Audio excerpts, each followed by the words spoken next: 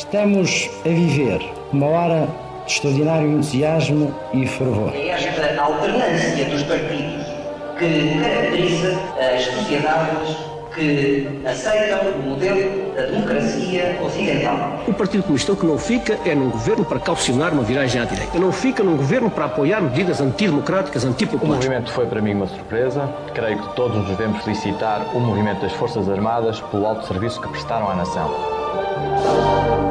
Boa noite a todos e bem-vindos a mais um episódio de JJ. O meu nome é Luís Francisco Sousa e serei o vosso moderador desta noite. Esta semana vamos discutir a coligação Basta, a subida das pensões e a posição do PS em relação aos debates para as europeias. Mas primeiro, os nossos convidados.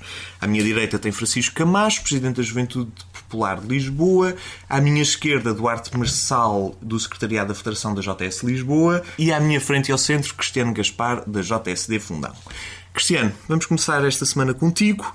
Coligação Basta é aprovada entre o Chega, que não é oficialmente ainda um partido, o Partido Popular Monárquico, o Partido de Cidadania e Democracia Cristã, o PPV-CDC, o Chega, como já tinha dito, e o Democracia 21. Foi um processo difícil, conturbado. O que é que tens a dizer sobre este processo todo e esta oposição que tem sido feita ao André Ventura? Bom, boa noite. A questão do André Ventura e para simplificar um bocado a linguagem, vamos tratar a coligação do Basta enquanto partido Chega. Parece-me que são preciosismos do Tribunal Constitucional. Acho que não é por aí que se vão confundir as pessoas. Temos inúmeros exemplos de partidos da nossa democracia que têm nomes bastante confusos em relação àquilo que já existia a priori, como é o caso, por exemplo, do PCTP-MRPP, em que se pode alegar que se confunde com aquilo que é o Partido Comunista.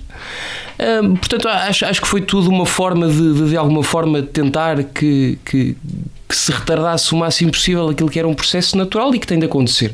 Sobretudo quando vivemos numa democracia já bastante desenvolvida, uma democracia bastante saudável e na qual creio que o André Ventura vem contribuir com um espaço que estava em aberto e continua em aberto da parte daquilo que são os grandes partidos do arco do poder, que teimam em ter algum constrangimento no que toca a quebrar as barreiras, e vou perfeitamente usar o clichê do politicamente correto, e a verdade é que por vezes parece haver nestes nossos partidos políticos algum receio, algum problema com enfrentar problemas que tocam de alguma forma com algumas sensibilidades, nomeadamente no caso das minorias, nomeadamente no caso daquilo que é as fronteiras e daquilo que é a segurança da nossa União Europeia, e parece que chegamos a um ponto tabu em que não se pode assumir de alguma forma uma posição que de alguma forma se confunda com aquilo que é a total abertura e o total amor que é por vezes propagado pelos partidos já com representação quer no Parlamento Europeu, quer na Assembleia da República. Portanto, eu acredito que seja sobretudo muito saudável para a nossa democracia termos um partido, um movimento, uma pessoa a trazer para o espaço público e para a opinião pública um tipo de discussão e de debate diferente e que já fazia falta, evidentemente. Francisco Camacho, vou seguir para ti. Pegando aqui num bocadinho do que o Cristiano disse, o André Ventura representa uma facção do eleitorado que está ligeiramente descontente com a União Europeia, que tem visões diferentes e não propriamente pró-europeístas. A que partidos é que achas que esta posição vai afetar? A quem é que pode eventualmente retirar eleitorado? O CDS e o PSD são partidos que em princípio serão afetados mais do que isto, do que a esquerda. Que opiniões é que tens em relação a este assunto? Bem, olá a todos, mais uma vez. Luís, deixa-me dizer que acho que o fenómeno do Chega, a coligação Basta, enfim, não pode ser dissociada da sua figura principal e, na minha opinião, única, que é a figura do André Ventura. E na pergunta que nos fazes, e acho que é bastante oportuna, eu acho que mais do que retirar eleitorado, ainda estamos numa fase muito de perceber também no que é que se vai concretizar este movimento político. O André Ventura pode beneficiar de um fator, e aí parece-me que será a sua grande fonte, onde vai investir muito eleitoralmente, que é da abstenção, mais do que propriamente retirar eleitorado marginal ao PSD ou ao CDS. O fenómeno de Loures acabou por ser uma amostra do eventual e hipotético resultado que André Ventura poderá ter, Os números não foram assim tão extraordinários como se perspectivava, não houve propriamente uma diminuição da abstenção. O PSD aumentou um pouco o seu resultado face ao seu melhor resultado em Loures. Eu não sei se foi na casa dos 4 ou 5%, mas não foi um resultado extraordinário e mirabolante. Mas pegando um pouco nas palavras do Cristiano, eu não sei se a democracia portuguesa necessitava imperiosamente de uma figura como o André Ventura e num formato como o que ele propõe. Agora, não me parece que seja um fantasma, um monstro que vem aqui ressuscitar alguns problemas do passado. Acho que esta coligação que se apresenta no próximo ato eleitoral às europeias é uma coligação manifestamente bizarra, porque procura juntar. Enfim, o Cristiano falava e eu até admito isso, que há espaço para novos movimentos à direita, uma direita menos europeísta, mais nacionalista, com se calhar uma visão menos domesticada pela esquerda. Eu admito que há esse espaço em Portugal e é muito positivo que acabe por haver esse debate. Também obriga os próprios partidos de direita, em particular o único partido de direita, o CDS-PP, a refletir sobre a sua posição e a novos fenómenos e dirigentes políticos a interiorizar. Só para fazer uma pergunta que é, 2 dos partidos que integram esta coligação, que nomeadamente o PPM e a Cidadania e Democracia Cristã, são partidos que tradicionalmente se coligam com o CDS-PP e que vão de acordo com uma certa franja. O PPM é verdade, e até em Lisboa isso foi no último ato eleitoral das autárquicas, houve uma coligação com o PPM. Pese embora esta decisão até tenha gerado alguma polémica no interior do próprio Partido Popular Monárquico. Aliás, a deputada municipal eleita por este partido na Assembleia Municipal de Lisboa manifestou-se contra esta coligação, mas eu não pegava tanto nesta sinergia entre o PPM e o Chega.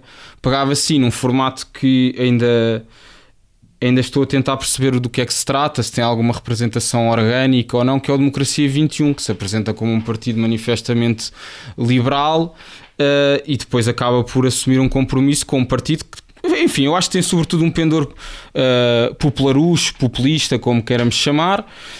Não acho que seja uma ameaça ao comportamento democrático. Acho que, respondendo à tua questão, poderá beneficiar aqui do fenómeno da abstenção, no sentido que pode colher ali parte do seu eleitorado. E depois, sobretudo, acho que o André Ventura vai-se fazer valer de um comportamento que, na minha opinião, é nefasto para, isto sim, para a democracia, mas não é uma posição de fundo, que é a futebolização da política, com uma projeção que ele tem no comentário pelo seu clube, o Sport Lisboa e Benfica, onde, mais do que defender o seu clube, entra em termos de debate que eu acho que são pouco saudáveis para o debate político-partidário. E infelizmente nós já vivemos muitas vezes numa encruzilhada entre apoiantes de clubes que depois partilham desse aspecto em comum e no final do dia estão a debater outros assuntos e num dia vão à TVI falar sobre futebol e no dia seguinte estão a falar nas notícias sobre o Orçamento de Estado, que é um estilo que eu acho que não credibiliza os nossos dirigentes, independentemente do partido. Acho que isto é um problema um pouco transversal aos diversos quadrantes políticos, mas acho que o Ventura, muito provavelmente, porque já demonstrou em algumas manifestações político-partidárias, vai-se procurar fazer valer desse estilo. E acho que isso é claramente negativo. Duarte, 2 questõezinhas rápidas para ti. Primeira, outra notícia que vem associada a esta coligação do Basta é a presença do Peixoto Rodrigues e do Pedro Magrinho, que são, por um lado, o presidente do Sindicato Unificado da Polícia e o outro, o presidente da Federação Nacional dos Sindicatos da Polícia. Portanto, a primeira coisa que perguntava é como é que tu vês a presença das forças policiais integradas nesta coligação e, segundo, no geral, o que é que esta coligação da esquerda, do Basta representa para os partidos de esquerda, que têm uma visão profundamente antagónica à do André Ventura. Bom, boa noite a todos. Começando, se calhar, pela primeira pergunta, eu vejo que, no caso do André Ventura, ele tenta colar-se, tanto do ponto de vista da sua imagem, como do ponto de vista das medidas em concretas que ele defende, com pessoas como o Bolsonaro. Acho que a proximidade do Sindicato da Polícia, essa tentativa de proximidade de se associar às forças de segurança e defender as forças de segurança, e atenção, aqui acho que toda a gente concorda que não devemos, evidentemente, afastar-nos das forças de segurança e devemos apoiá-las. O que nós vemos aqui é um emprego político dos polícias em detrimento do resto da sociedade. Depois, Sobre isso, é assim, eu acho que temos aqui que ter algumas considerações sobre o André Ventura, que no fundo será a força principal desta coligação. O partido Basta, ou Chega, é porventura um partido extremamente personalista, que eu considero que é populista, que engana sistematicamente o eleitorado e será um perigo para a nossa democracia. Vou só elucidar aqui 4 ou 5 casos, porque acho que isto daria para muita coisa. Em primeiro lugar, nós vemos um grande desfazamento entre aquilo que são as declarações políticas dele e a carta de princípios dele. Por exemplo, a título de exemplo, ele diz que quer, na Carta de Princípios, diz que quer aumentar e robustecer as instituições, ok? E a separação de poderes. Depois nós vemos em declarações que ele diz que convidaria o juiz Carlos Alexandre para ser o Ministro da Justiça. Primeiro aqui vemos claramente um colar ao Bolsonaro. Em segundo lugar, vemos que existe uma tentativa de deturpação da separação de poderes em convidar um juiz para a política. Então, nós sabemos que os juízes são proibidos de fazer política e ter um partido político. A não ser que já não sejam juízes. A não ser que não sejam juízes. E qual é que é a perversão disto? Nós no fundo até estamos a convidar juízes a fazer uma perseguição pública e a extravasarem as suas funções, como foi no caso do juiz Carlos Alexandre, para depois, no futuro, poderem ser ministros e fazer esse populismo. Portanto, que por um lado cria um incentivo super perverso da parte dos juízes. Depois, vemos declarações deles sobre o número de deputados. A redução do número de deputados para 100. Ora, isto também não deixa de ser interessante e prova novamente a mentira sistemática ao povo português, porque ele diz que precisamos de política de mais proximidade entre os cidadãos e o Parlamento. Como é que fazemos isso? Reduzimos o número de deputados. Isso faz-me alguma confusão, primeiro porque vamos ter menos deputados para cada círculo eleitoral. Acho que claramente temos um déficit de democracia, de contacto entre os deputados e as pessoas, e isso não é resolvido diminuindo o número de deputados, mas arranjando mecanismos constitucionais de aproximar as pessoas precisamente aos deputados que o elegem.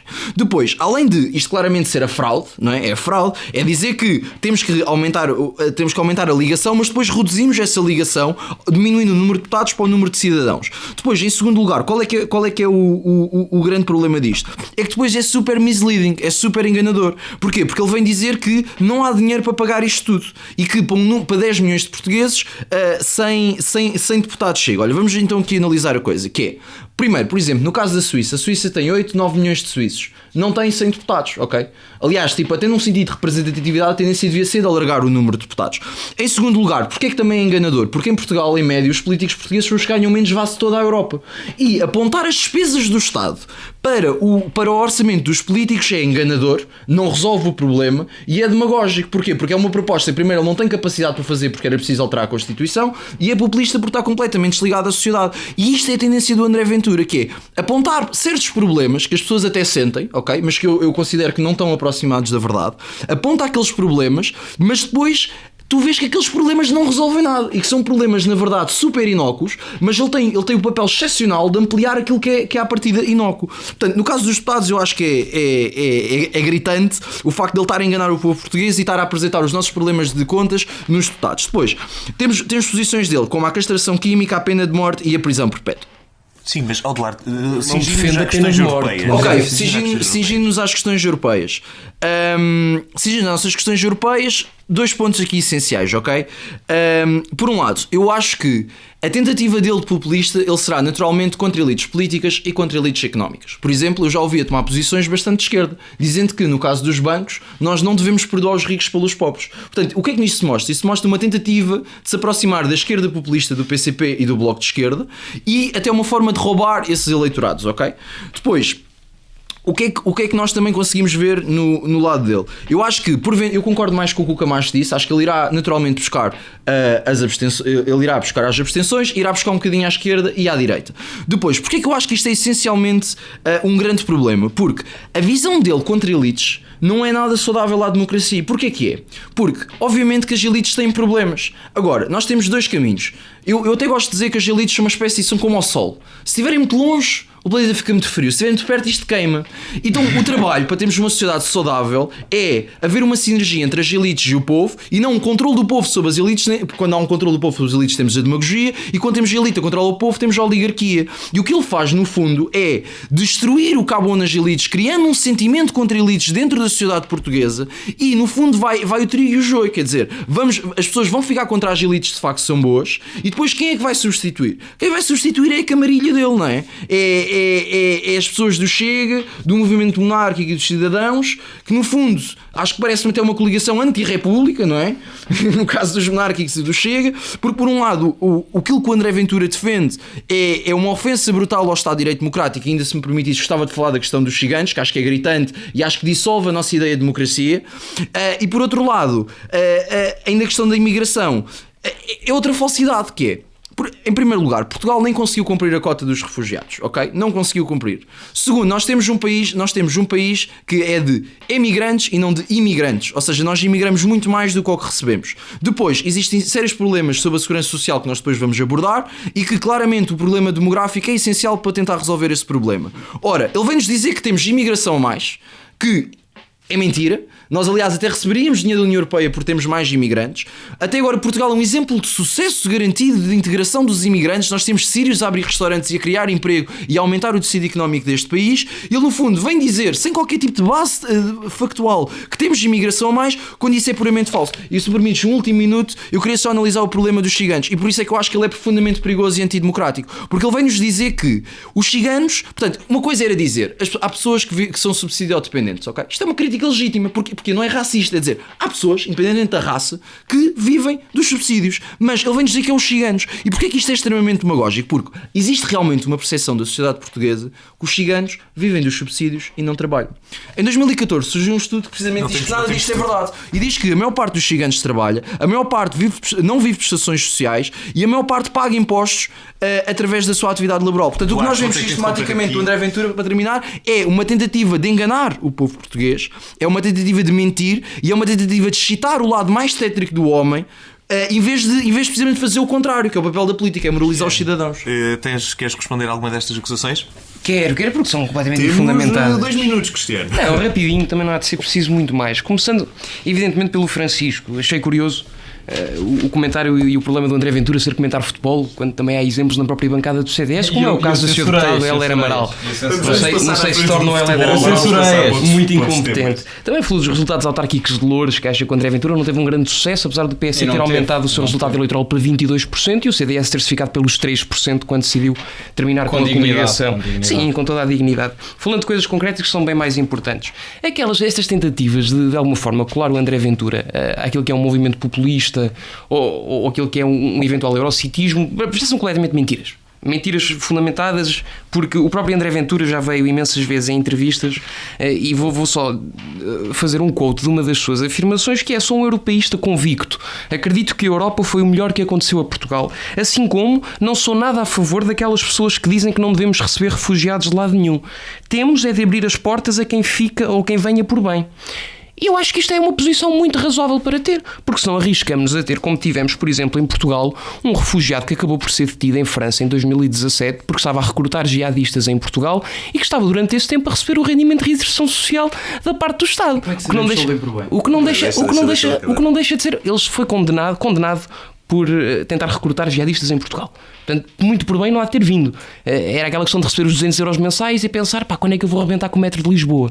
Que é uma coisa perigosa para o nosso país. Depois, em segundo lugar, relativamente a alguns desmistificar só alguns mitos.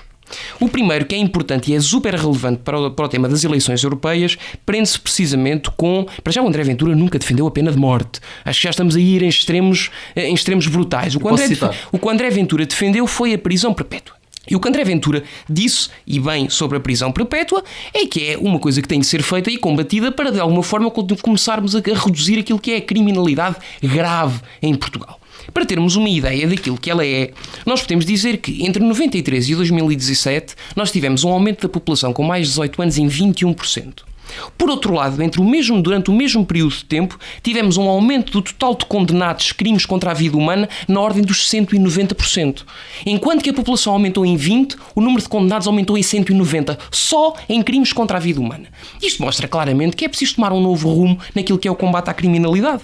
E será uma coisa assim tão inédita e assim tão contra aquilo que são os direitos fundamentais das pessoas? Não é de certeza absoluta. Para já, por uma questão de exemplificação. Existe na Áustria, na Bélgica, na República Checa, na Estónia, na Alemanha, na Lituânia, no Luxemburgo e em muito mais países por aí fora, só na nossa Europa. Depois, em segundo lugar, o próprio Tribunal Europeu dos Direitos do Homem veio em 2013 e em 2017 dizer o seguinte: pena de prisão perpétua é válida e não viola nenhum direito fundamental do condenado, se for revista durante os 25 anos subsequentes à condenação. Ora, o André Ventura apenas disse que defendia a prisão perpétua, não disse ainda que termos, mas já toda a gente formulou o seu juízo de valor. E terminando, numa última ideia, porque também considera que é necessário ser atentada, que é o caso da própria castração química. Acho engraçado ver o Duarte insurgir-se contra aquilo que é a proposta da castração química, quando em Portugal, em 2008, foi lançado um programa experimental com muito sucesso em 3 prisões portuguesas, Belas, Sintra e Paços de Ferreira, e curiosamente eram José Sócrates o primeiro-ministro e era António Costa o ministro da Administração Interna. Obrigado, Cristiano. Vou-te interromper aqui. Camacho, 30 segundos. Sim, 30 segundos. Deixa-me dizer, só para evitar qualquer tipo de equívoco. O Duarte, se calhar, foi um mero lapso. Quer dizer, o André Ventura pode-se assumir muito como personalista, mas isso não assume esse pendor que se trata do humanismo cristão que está associado à ideia de personalismo. Acho que é uma tentativa que quer colher todos o tipo de eleitorado. E, francamente, também não me parece que o caso do Carlos Alexandre venha a ser um problema por parte do André Ventura. E, eventualmente poderá ser um problema da magistratura, mas eu, em particular, acredito que o processo de formação alicerçado no nosso Estado em matéria de magistratura é bastante sólido. Portanto, não acho que haja aí uma grande ameaça. E, enfim, estas propostas em matéria penal, eu tenho sempre muitas reticências, porque já existe um estudo aprofundado sobre algumas matérias em que fica relativamente claro que esta vertente negativa da maior penalização não tem grande efeito em matéria de prevenção. Duarte, peço imensa desculpa, mas vou ter que passar para o próximo ponto. Não vou ter que deixar. Não posso. Próximo ponto, e vou ter que voltar aqui ao Francisco Camacho. Isto foi uma falha da minha parte. Camacho. O segundo tema que nós temos aqui em cima da mesa, a subida de pensões. A Fundação Francisco Manuel dos Santos apresentou um estudo que propõe a subida de mais 3 anos de trabalho para permitir a idade da reforma aos 69 anos, e diz que também em 2020 as pensões vão passar a custar 4% do PIB. Eu não sei se te sentes à vontade de fazer aqui um breve apanhado sobre esta situação e de seres o teu parecer sobre o assunto. Sim, claro. Eu se calhar podia dar aqui um enquadramento das notas que achei interessantes por parte do estudo da Fundação Francisco Manuel dos Santos. Em primeiro lugar, acho que é um bom exercício que foi apresentado, em cooperação com o Instituto de Ciências Sociais da Universidade de Lisboa. Portanto, ao contrário do que se tentou passar, que isto era uma agenda ideológica, houve assim um tipo de comentário político neste sentido. Isto foi um estudo universitário e, portanto, é uma componente académica que acho que é credível. E um fator muito importante, e enquadra-se como fator e não uma solução de sistema ou de modelo, é o enquadramento que é feito. E apresentam-nos uma realidade avassaladora face à segurança social, já há muitos anos falada, pelo menos desde meados dos anos 90, que se fala nesta questão da segurança social e da necessidade de a reformar. E há alguns dados que eu acho que são interessantes partilhar aqui, que passam deste alguns dados, mas só em 2016 as pensões da Segurança Social e da Caixa Geral de Aposentações, que enfim, a Caixa Geral de Aposentações tende a diminuir, somam cerca de 22,2 mil milhões de euros, um peso de cerca de 14% da riqueza do país. Depois, por outro lado, Portugal é dos países europeus onde a despesa com pensões mais subiu. Hoje em dia representa 4,9 pontos percentuais do nosso produto interno bruto. Por outro lado, a idade, a mulher, o número de nascimentos por cada mulher a idade fértil tem-se fixado entre os 1,25 e 1,5 filhos por casal, quando na realidade devia ser 2,1 filhos por casal, para possibilitar o crescimento e o aumento da taxa de natalidade, para contrabalançar e proporcionar a sustentabilidade da segurança social nos modos que conhecemos. Depois verifica-se um aumento da esperança média de vida, acho que isto não é de todo surpreendente, e prevê-se que já em 2020 passemos a ter 2,7 milhões de pensionistas e em 2045 3,3 milhões de pensionistas, sendo que este estudo prevê que em 2070 mais de um terço da população, 36%, terá 65 ou mais anos, E enfim, neste momento, para se ter uma percepção, a estimativa é que em 2020 22% da nossa população esteja nesta faixa etária dos 65 ou mais anos. Portanto, é uma realidade que eu acho que é bastante preocupante, sobretudo para a nossa geração.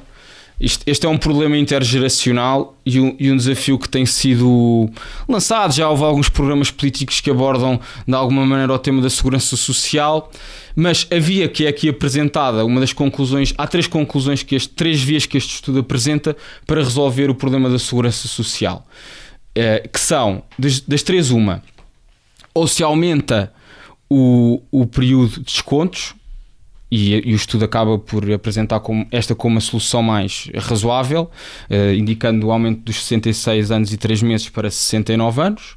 Esta é uma solução. Ou se diminui o valor das pensões, ou então, por outro lado, temos outra questão, que é a mudança do sistema, mas isso fazem até uma comparação com o modelo da Suécia, em que claramente afastam esse cenário, ou então o aumento do fator contributivo por parte da população ativa. Enfim, isto são três soluções. Uma quarta, que é a alteração do modelo e deste paradigma, mas eu acho que a solução dos 69 anos corre num risco muito grande. Enfim, eu não quero de maneira nenhuma procurar descredibilizar o estudo, acho que está bem concebido, mas que é uma solução pontual e de ajustes, como já foi feito. A idade da reforma de antes começava aos 65 anos, agora começa aos 66 anos e 3 meses.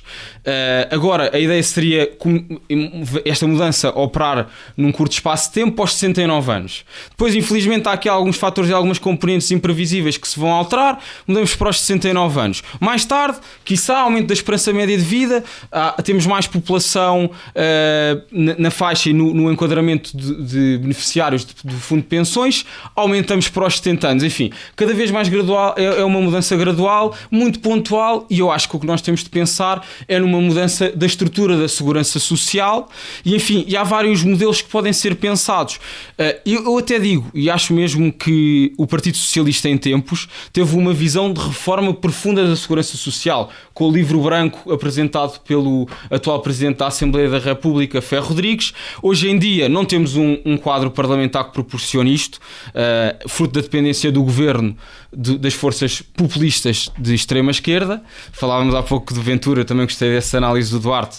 Também o Chega não é o único partido populista em Portugal, há outros já com assento parlamentar, mas na minha opinião, esta visão é importante, dá-nos um grande mapa do ponto crítico do nosso sistema de segurança social, mas há muitos modelos que eu acho que são mais cruciais e em que urge o debate.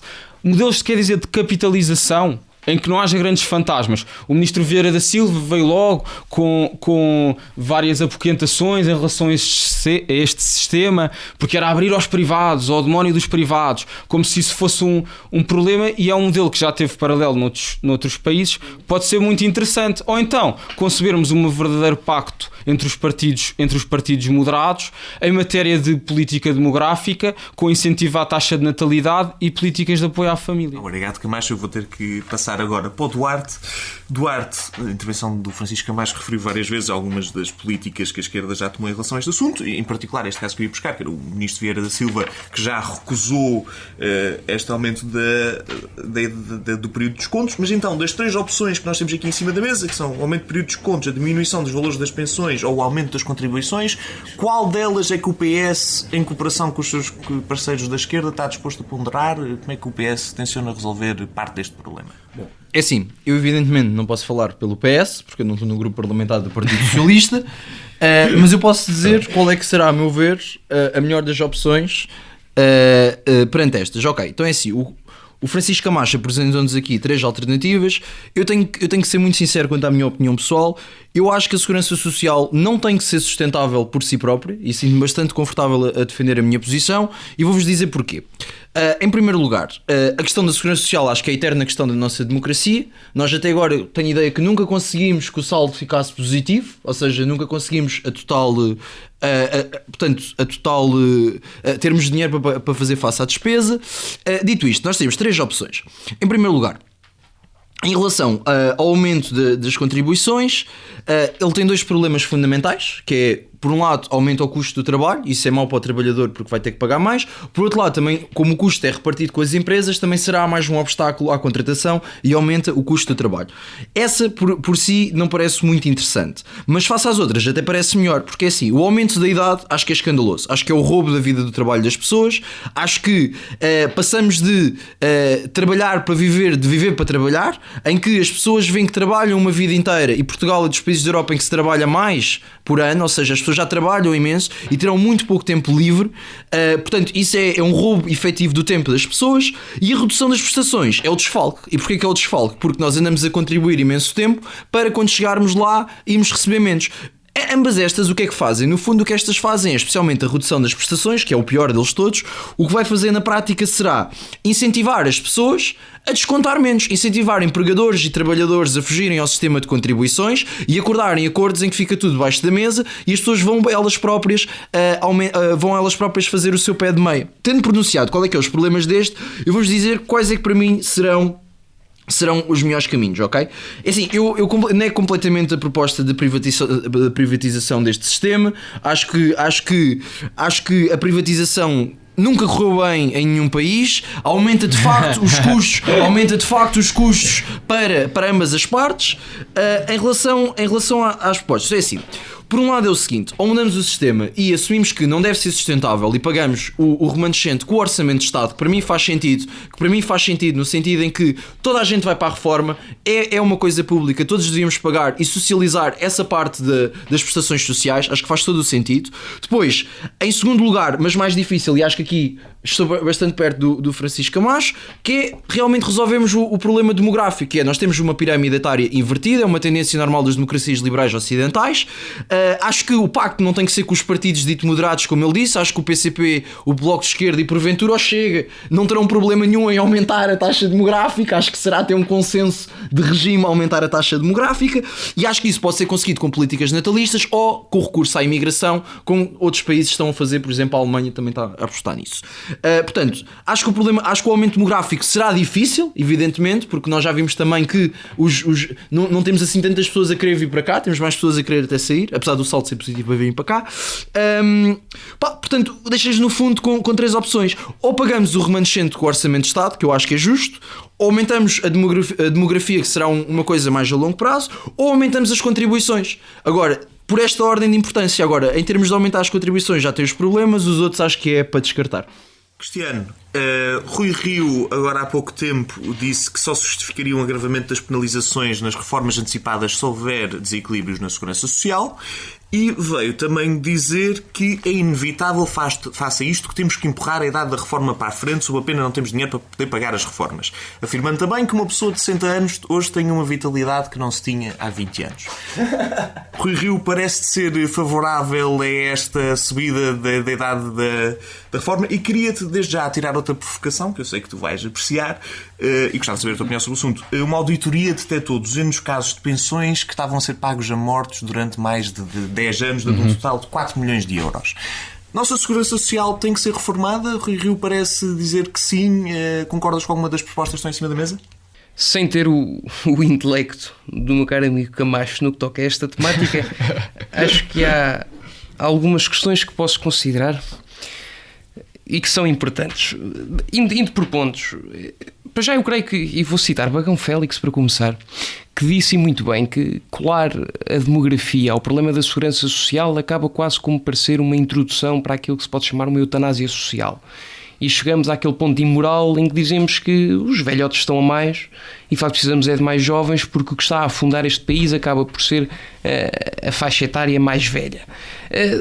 Depois, em segundo lugar, eu acho que é completamente abominável aquilo que foi a postura e a intervenção do Duarte relativamente não, estamos a rir-nos agora, mas se calhar daqui a 20 anos não nos vamos rir tanto. E porquê? Porque não podemos partir do princípio que é uma coisa perfeitamente normal termos a segurança social insustentável e se faltar vai-se buscar o Orçamento de Estado. Esse tipo de política... É o que já acontece. É o que já acontece. E depois, se não houver no Orçamento de Estado e não tivermos receitas para isso, buscar a dívida depois emitimos mais dívida e temos dívida para pagar durante mais 40 ou 50 anos. E acabamos por andar sempre neste ciclo de finanças públicas muito pouco saudáveis, mas o que importa é que as pessoas pelo menos têm as suas pensões garantidas. Quanto a soluções, que é o que é muito importante.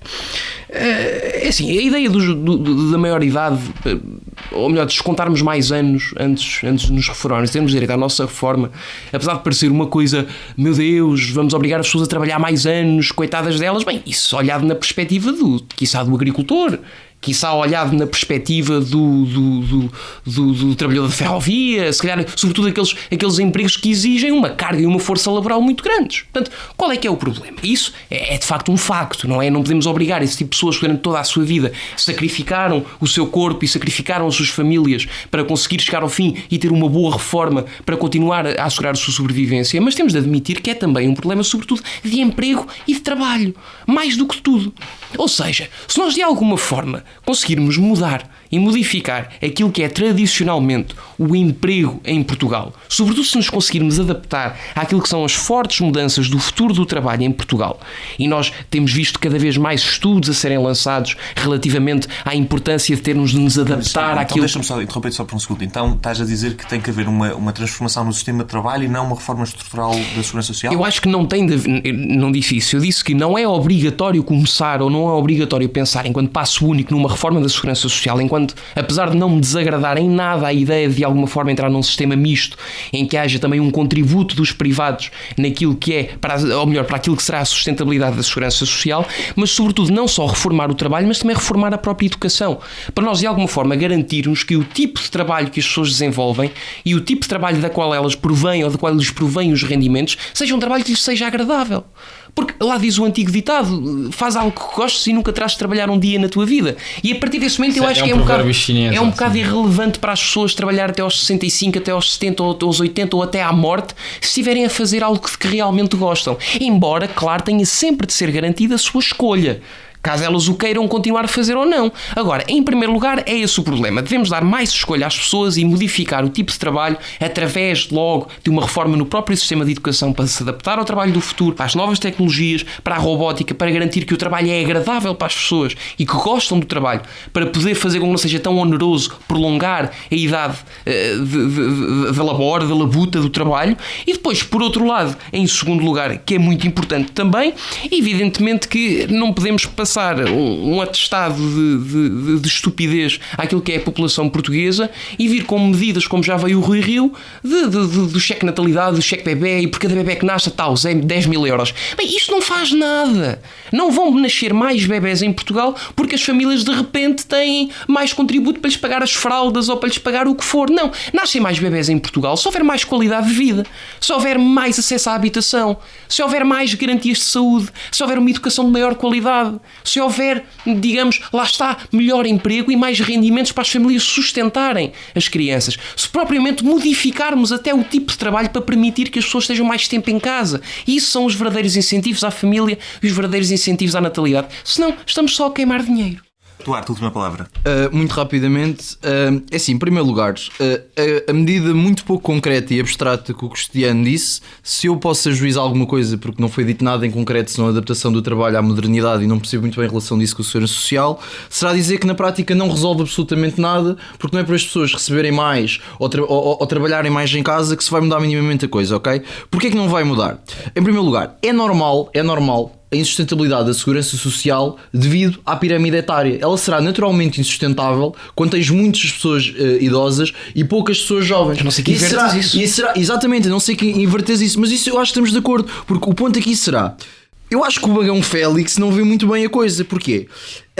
Nós preocuparmos com o problema demográfico não é eutanizar os senhores idosos. É sim, não reduzir o número de velhos, mas aumentar o número de novos. Esse é que é o desafio. E eu acho que aqui teríamos todos consensuais quanto a isso. Portanto, de uma forma muito suma. Pá, isso é uma discussão diferente da questão do trabalho. Acho que não terá impacto nenhum no caso da Segurança Social. Número 2, acho que é natural haver insustentabilidade, e a insustentabilidade só ficará resolvida quando nós conseguimos realmente um pacto em que tenhamos políticas de natalidade fortes que consigam inverter a pirâmide social, a pirâmide demográfica, que acho que demorará bastante tempo. Como o cheque bebê. Acho que é discutível. Deixa-me só 30 segundos para te dizer. Em relação a esta questão do consenso entre os diversos partidos, o problema aqui é que uma reforma da segurança social traz sempre custos políticos e eleitorais. E essa é a dificuldade de grande parte de partidos, como de uma franja como os partidos do PCP e do Bloco de Esquerda, que não quer, aliás, o PSD e o próprio CDS foram um bom exemplo disso, infelizmente, que foi, perderam um eleitorado da franja dos pensionistas no exercício dos seus poderes para no bem governo. do país. Exatamente, mas portanto é um sacrifício necessário e tem de haver uma reflexão profunda entre os partidos responsáveis e que queiram assumir este compromisso, sabendo de antemão que há franjas geracionais que serão afetadas por isto, porque de outra maneira estamos a empurrar esta bola de neve cada vez mais. E portanto há um choque, pode haver, para evitarmos ao máximo que exista um choque geracional, este debate tem que ser feito o quanto antes. Duarte, vamos passar para o próximo tema. Eu tinha-te prometido a última palavra, mas agora prometo-te a primeira. Direção Nacional do PS diz não querer dar grande importância ao principal adversário de cabeça de lista para as eleições europeias. O PS não quer fazer debates 1 a 1 para as europeias, só aceita debates entre os 5 partidos que já elegeram deputados. Opiniões sobre o assunto? É assim, quanto a isto, acho que a direção do PS teve uma posição super sensata por 2 razões. A primeira, desvalorizar o Paulo Rangel, que acho que do tipo de intervenções que tem feito no Parlamento Europeu não é um adversário muito real para o Partido Socialista. Acho que é um adversário, até diria, bastante fraco, com posições muito pouco defensáveis, e por isso acho que até o Paulo Rangel deveria agradecer não poder participar no 1 a 1 com a lista do Partido Socialista, com o Pedro Marques.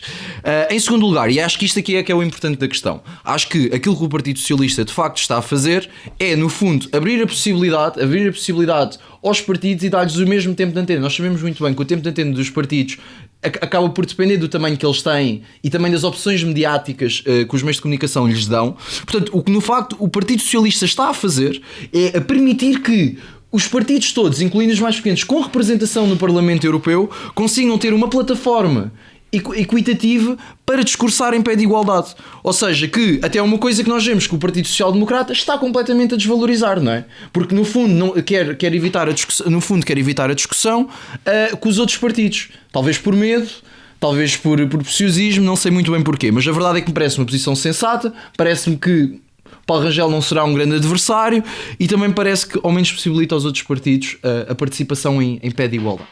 Cristiano, seguindo para ti, o Duarte fez aqui uma provocação do Paulo Rangel não ser aqui uma grande oposição, mas esta sexta-feira umas sondagens divulgadas pelo Parlamento Europeu demonstram que o PSD subiu 8%, chegando agora com 31,9%, enquanto o PS tem 37,4%. O Paulo Rangel é um forte opositor às listas do PS ou não? Sim, eu acho que para já não seria difícil ser um grande opositor às listas do PS, mas falando em termos concretos, bem, não percebo esta argumentação. Vamos lá ver. É assim, se o Paulo Rangel é um candidato fraco e o Pedro Marques é um candidato muito bom, a melhor forma seria aceitar o debate direto para mostrar que o Paulo Rangel é de facto um mau candidato e mostrar, estão a ver, como o Pedro Marques é muito melhor. Portanto, recusar o debate para evitar mostrar o quão mau é o Paulo Rangel não parece que tenha sido, ou melhor, se o PS tivesse de escolher, acho que não seria esse o caminho.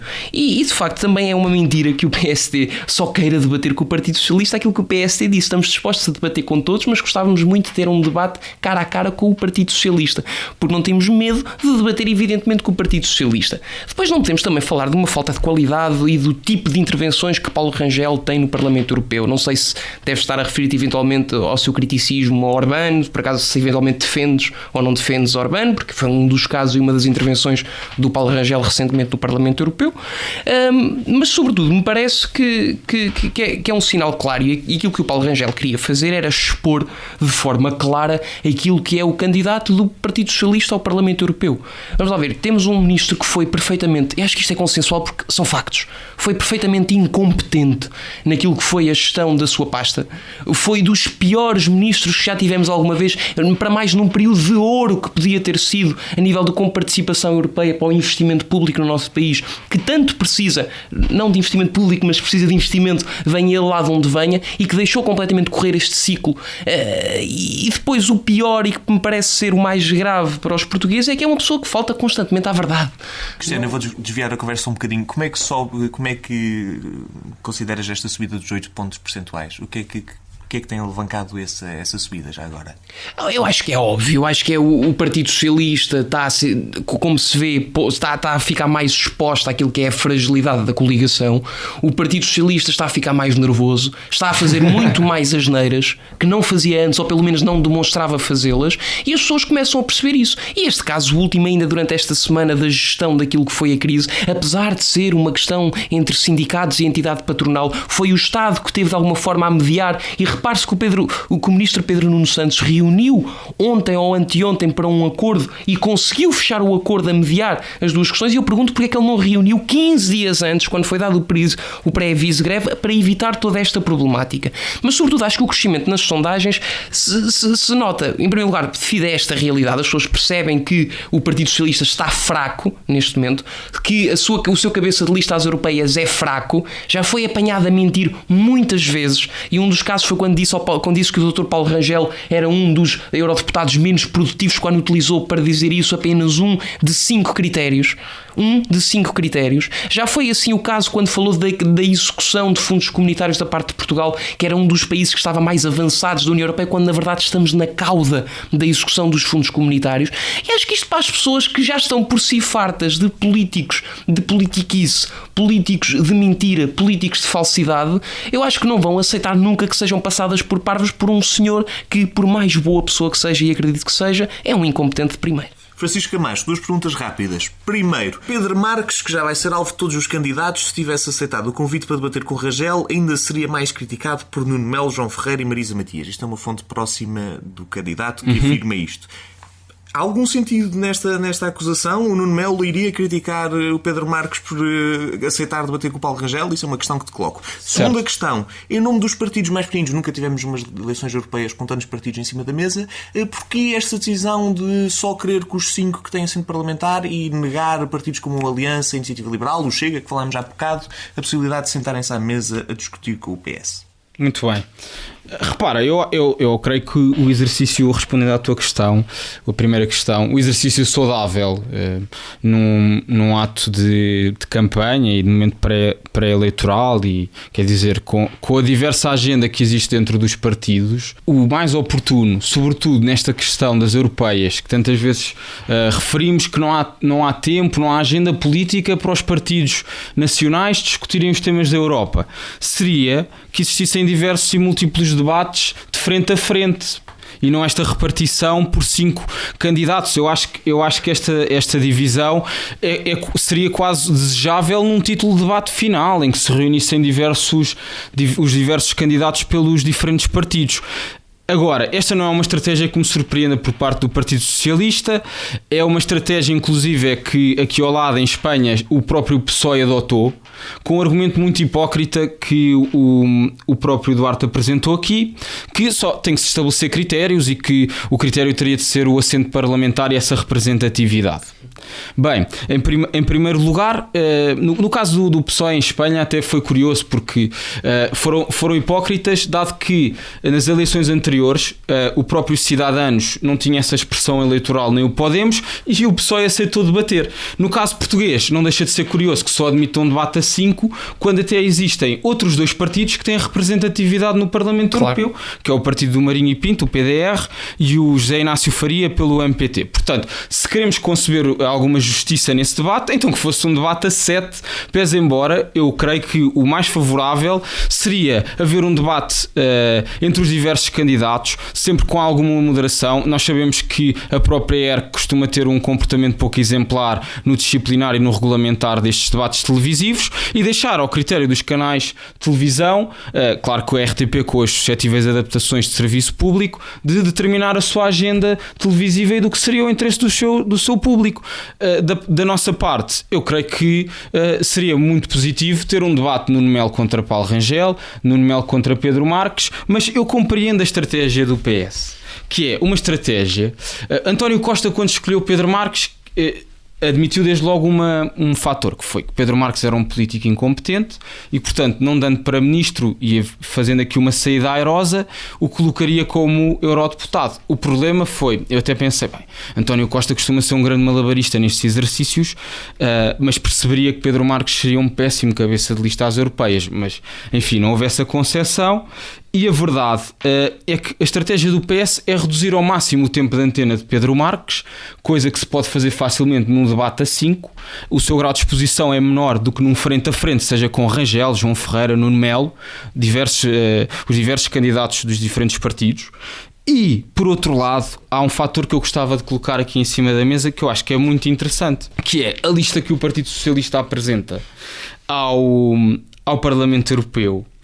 O Nuno Melo usou uma expressão que eu acho que tem quase total reflexo, que é uma ode socrática. Porque se formos a ver, Pedro Marques, cabeça de lista, para além de é uma ode socrática com o misto de reforma do governo. Porque Pedro Marques foi secretário de Estado da Segurança Social nos 2 governos de Sócrates e ministro de António Costa. Os 10 primeiros candidatos muito simpáticos. A Maria Manuel Leitão Marques foi ministra da Presidência e da Modernização Administrativa com António Costa, secretária de Estado no governo de Sócrates. O famoso Pedro Silva Pereira, enfim, as pessoas até o confundem por vezes com José Sócrates, foi ministro da Presidência nos 2 governos de Sócrates.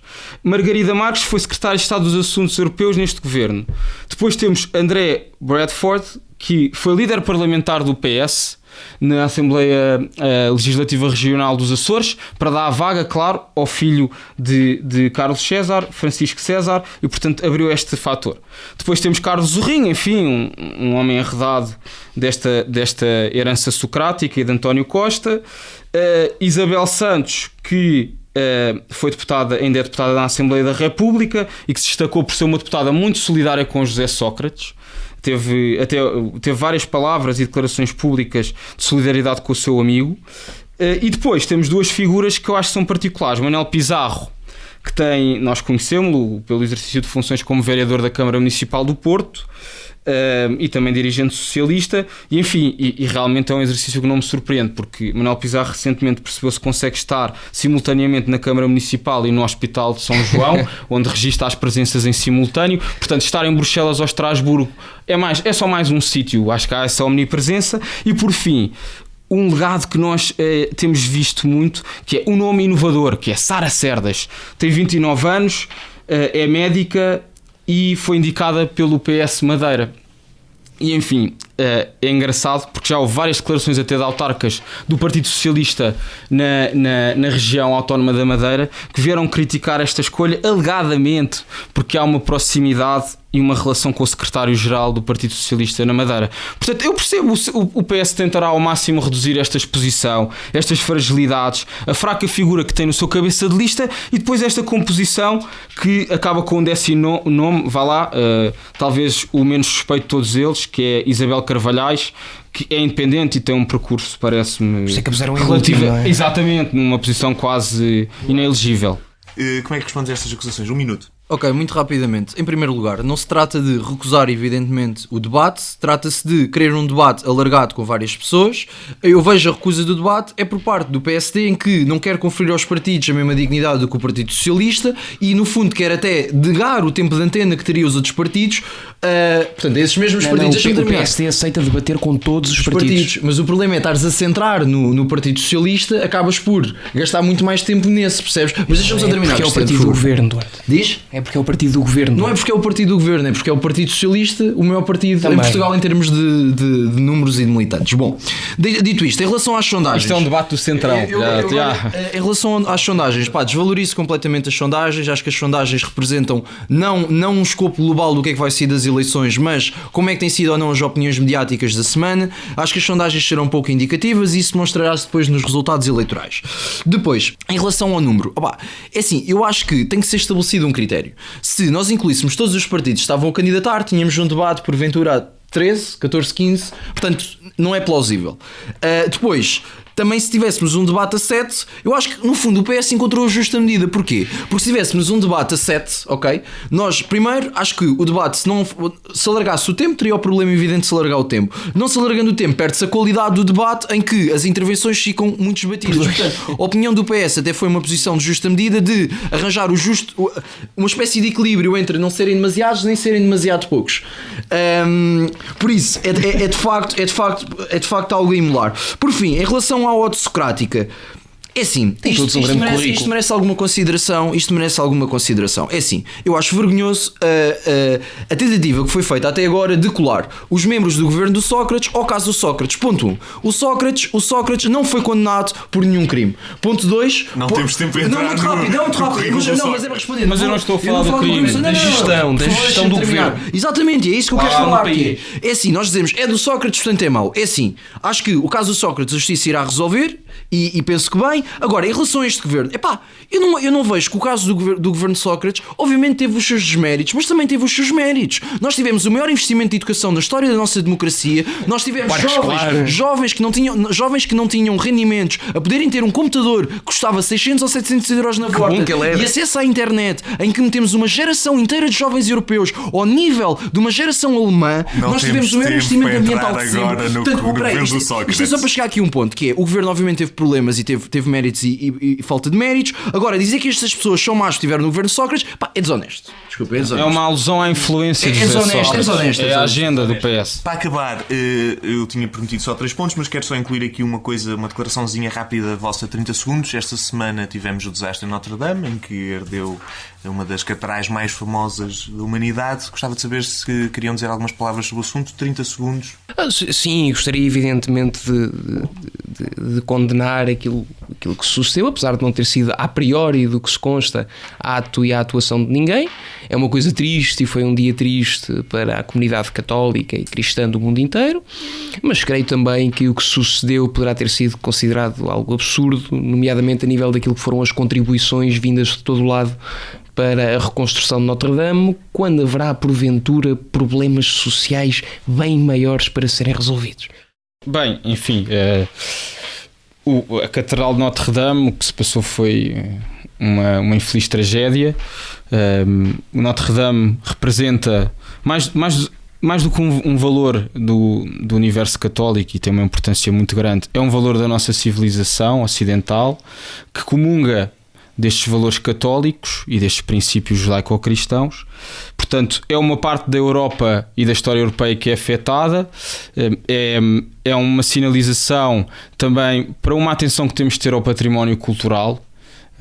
Portugal, por vezes, também há uma agenda que deve ser mais compreendida e implementada, e só não resisto a dar esta nota, quer dizer, esta teoria de contribuímos muito para Notre-Dame, mas não contribuímos para o flagelo no Sudão do Norte. Enfim, isto para Portugal, para os jovens portugueses que não têm acesso aos hospitais. Eu compreendo isso, mas eu acho que é uma agenda um bocadinho popularucha e com pouco sentido, porque houve um problema grave, uma comunidade imensa associou-se e procurou contribuir. Esperemos que haja proatividade noutros casos, mas houve neste, fantástico.